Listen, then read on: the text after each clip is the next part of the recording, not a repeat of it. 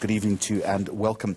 We've been told by government not to panic. You believe that we are ready in this country for isolated cases, but it would be a different story if it were to spread more rapidly. Yeah, I think that that's the issue. Containment is the first prize, and as far as we can do that, there shouldn't be a major problem. If it does begin to spread in the community, then large numbers would place a huge stress on the health system itself.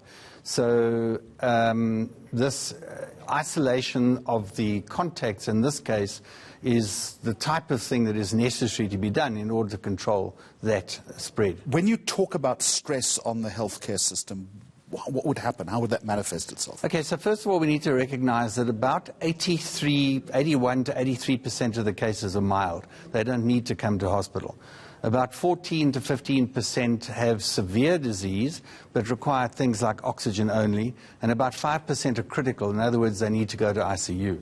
So if you have, for example, total at the moment in the world of 95,000 cases, and 95,000 cases, and 5% have to go into ICU, that's an enormous number of people that need ICU care. So there is a belief that only the public health system is going to be covering or managing these types of cases, but all the private hospital networks have also geared up to be able to deal with this type of situation as well, and that is what would have to happen. If it were to increase, and again I understand that we're scenario conversing here, would we have the capacity at this point to deal with that, or where are the deficiencies and deficits?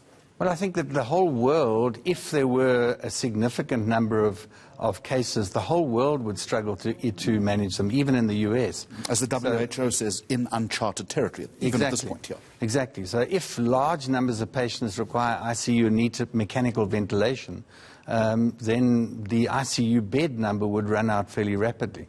So the best situation would be containment, as I mentioned earlier. Would we, in the case of the man in Kwazulu-Natal, would the quarantine monitoring and protocols be much the same as Ebola, for instance, which we have dealt with in this country before?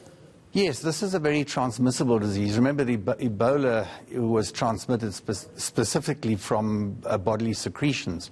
And we managed the first case in our hospital originally, Marion Lahana, without any transmission to any other people. So yes, it is the same. Remember that it is droplet spread, and that means it's not floating through the air like in the movies where it pounces on people and infects them. You would have to be exposed to a droplet like with sneezing or with coughing, etc.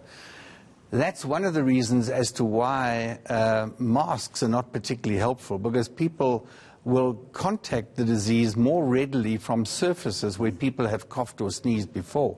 And we do spend a lot of time touching our faces. So, and if you've got a mask on, they're uncomfortable, so people constantly move them and then touch their face and will become infected in that way. The patients who are symptomatic are more likely to transmit the disease, not only because they've got higher numbers of virus, but because they are the ones that are coughing and sneezing. So if you're asymptomatic and you're not coughing and sneezing, you're unlikely to transmit it, which I think is an important factor to remember. What about things like shaking hands? Well, that's right. In fact, we are recommending that people stop doing that. In fact, it was first of all such as my effusive greeting to you when you arrived this evening and you said thanks but no thanks. Exactly, exactly. So alternative greetings, nodding, saying hello, doing the namaste, doing whatever you like. But I see in China that they've got a foot kick now that is a good way to greet people as well, which is... Professor, part of the problem, I would imagine, is also dealing with the panic perception, maybe slightly out of your area of expertise. But just before we went to air, I noticed a big supermarket chain already embarking on an advertising campaign about clean hands, clean home, and offering specials on a variety of products. We've got to, as President Ramaphosa and the Health Minister were saying as well, as difficult as it might be, we've got to try and control the panic. Well, I think so. And the types of steps that you can take in order to prevent spread is any patient that has the disease, they are the ones that should wear masks to stop the spread, not all the other people. And regular hand washing, which is, as I said, the virus can survive on surfaces for many days. And if somebody has been there before and you wipe and then touch, you will transmit it. So the types of anything else, I actually also was shown a prescription today from a general practitioner who had prescribed 4 drugs to prevent the disease. And that's complete nonsense, that people should be taking any form of prophylactic therapy. There's no proven therapy for the virus as of this moment. Just a quick one. In this week's Financial Mail, you also quoted as making a very interesting point, and inevitably something like this does become politicized.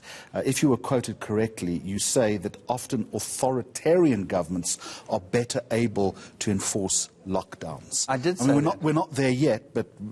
I did say that, and in fact, my comment to them was I was far more worried about Italy than I was about South Korea or China, because already they're seeing dramatic decreases in the number of new cases per day, whereas those in Italy are still increasing, and the numbers in Europe are increasing dramatically, all because of the porous borders between Italy and other countries.